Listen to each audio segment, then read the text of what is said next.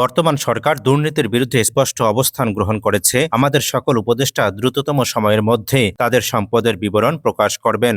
ক্ষমতা গ্রহণের পর জাতির উদ্দেশ্যে দেওয়া প্রথম ভাষণে বলেছিলেন প্রধান উপদেষ্টা ডক্টর মোহাম্মদ ইউনূস।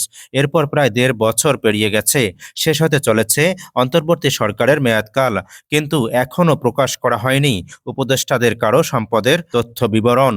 অথচ আওয়ামী লীগের টানা ১.৫ দশকের শাসনামলে যেখানে একের পর এক দুর্নীতি ও লুটপাটের ঘটনা ঘটতে দেখা গেছে, জুলাই গণঅভ্যুত্থানের মাধ্যমে সেটির অবসান ঘটবে বলেই প্রত্যাশা করেছিলেন দেশের জনগণ। সাধারণ মানুষের মধ্যেও এক ধরনের প্রত্যাশা জন্মেছিল যে অধ্যাপক ইউনূসের সরকার বাংলাদেশে স্বচ্ছতা ও জবাবদিহিতার নতুন সংস্কৃতি গড়ে তুলতে সক্ষম হবে, কিন্তু বাস্তবে সেটা হতে দেখা যায়নি।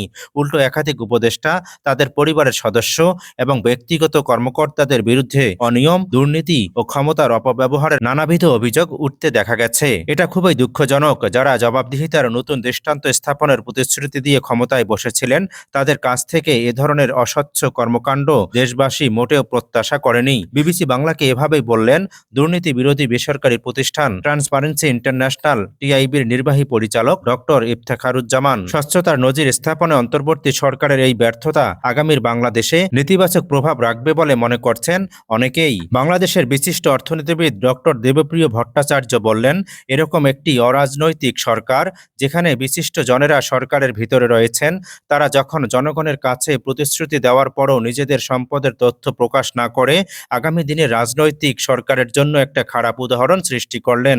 আগামীর মন্ত্রী আমলাদের সম্পদের তথ্য প্রকাশ না করার একটা অছিলা তৈরির সুযোগ করে দিয়ে গেলেন, যা আরও হতাশাজনক। আশ্বাস দেওয়ার পরও সম্পদের হিসাব প্রকাশ না করায় অন্তর্বর্তী সরকারের সদস্যদের নিয়ে সন্দেহ তৈরির অবকাশ রয়ে যাবে বলেও মনে করছেন অনেকেই। বাংলাদেশের বিশিষ্ট রাজনৈতিক বিশ্লেষক মহিউদ্দিন আহমেদ বললেন, অতীতের সরকারগুলোর অভিজ্ঞতা থেকে এর একটাই কারণ আমরা অনুমান করতে পারি, সেটা হচ্ছে উপদেষ্টারা সম্ভবত অনেক অর্থবিত্তের মালিক হয়েছেন। এই তথ্য প্রকাশ করলে মানুষ নানান আলোচনা করবে, প্রশ্ন তুলবে, এমন ভয় এবং দুর্বলতা হয়তো তাদের মধ্যে কাজ করছে। আর তা না হলে সম্পদের তথ্য তারা কেনই বা প্রকাশ করবেন না। প্রসঙ্গত, গত ১৭ মাসে উপদেষ্টা পরিষদের সদস্যদের মধ্যে ৩ জন স্বেচ্ছায় পদত্যাগ করেছেন এবং ১ জন মারা গেছেন। এর মধ্যে সাবেক তথ্য উপদেষ্টা নাহিদ ইসলাম আসন্ন জাতীয় সংসদ নির্বাচনে প্রার্থী হওয়ায় নির্বাচনী হলফনামায় নিজের সম্পদের তথ্য প্রকাশ করেছেন তিনি।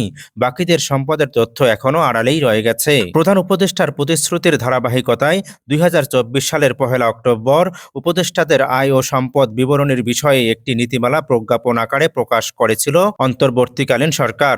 অন্তর্বর্তীকালীন সরকারের উপদেষ্টা এবং সমমর্যাদা সম্পন্ন ব্যক্তিবর্গের আয় ও সম্পদ বিবরণী প্রকাশের নীতিমালা ২০২৪ শীর্ষক ওই নীতিমালায় ২টি ধারা রয়েছে। প্রথম ধারায় বলা হয়েছে, বর্তমান সরকারের উপদেষ্টা ও সমমর্যাদা সম্পন্ন ব্যক্তিদের প্রতি বছর আয়কর রিটার্ন জমা দেওয়ার সর্বশেষ তারিখের পরের ১৫ কর্মদিবসের মধ্যে মন্ত্রিপরিষদ বিভাগের মাধ্যমে প্রধান উপদেষ্টার কাছে সম্পদ বিবরণী জমা দিতে হবে। প্রসঙ্গত, জুন মাসে অর্থবছর শেষ হওয়ার পর থেকেই যে কোনো সময় আয়কর রিটার্ন জমা দেওয়া যায়, তবে বাংলাদেশে সচরাচর ৩০শে জুনের মধ্যে রিটার্ন জমা দিতে হয়। তবে এবছর জাতীয় রাজস্ব বোর্ড বা এনবিআর নির্বাচনের কথা মাথায় রেখে কয়েক দফায় সময় বাড়ানোর পর সর্বশেষ ২৮শে ফেব্রুয়ারি পর্যন্ত রিটার্ন জমার শেষ সুযোগ রেখেছিল। এক্ষেত্রে উপদেষ্টাদের স্ত্রী বা স্বামীর আলাদা আয় বা সম্পদ থাকলে সেগুলোর বিবরণীও প্রধান উপদেষ্টার কাছে একই সঙ্গে জমা দিতে হবে। তথ্যগুলো হাতে পাওয়ার পর প্রধান উপদেষ্টা নিজ বিবেচনায় উপযুক্ত পদ্ধতিতে সেসব তথ্য প্রকাশ করবেন বলে নীতিমালার ২য় ধারায় উল্লেখ করা হয়েছিল। নীতিমালাটি বাস্তবায়নের মাধ্যমে অন্তর্বর্তী সরকারের উপদেষ্টারা পরবর্তী সরকারের জন্য একটি উদাহরণ তৈরি করে দিয়ে যাবেন বলে আশা করেছিলেন অনেকেই।